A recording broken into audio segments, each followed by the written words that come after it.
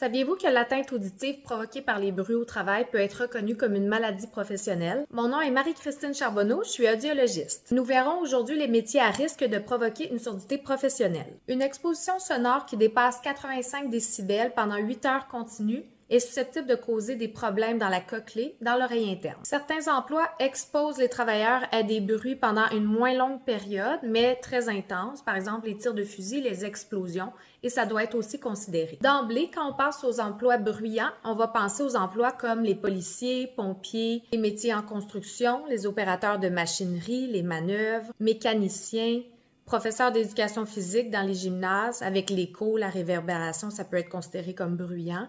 Ceux qui travaillent dans les mines, les musiciens, les chefs d'orchestre, dans les usines de vêtements, de chaussures, le secteur aéronautique, les usines alimentaires, les usines d'embouteillage, les entrepôts avec les chariots élévateurs. Plusieurs autres emplois sont listés comme étant bruyants. Si vous vous posez la question, est-ce que mon emploi est bruyant? Le test suivant peut être fait pour identifier rapidement l'environnement de travail susceptible de dépasser les valeurs limites d'exposition au bruit. On se pose la question, à quelle fréquence je suis exposé à du bruit si élevé qu'il est difficile d'avoir une conversation à 1 mètre de distance avec un collègue sans devoir crier. Évidemment, ce test doit être fait avec des personnes qui n'ont pas de perte auditive, sinon ça peut être faussé. Si vous répondez oui ou parfois, c'est recommandé de consulter en audiologie, de faire un test d'audition et de parler de votre emploi à l'audiologiste. Même si vous êtes à la retraite depuis 20-30 ans ou que vous n'êtes pas exposé au bruit pendant toute une journée complète, validez avec un audiologiste la pertinence de faire une ouverture de dossier à la CSST pour surdité professionnelle.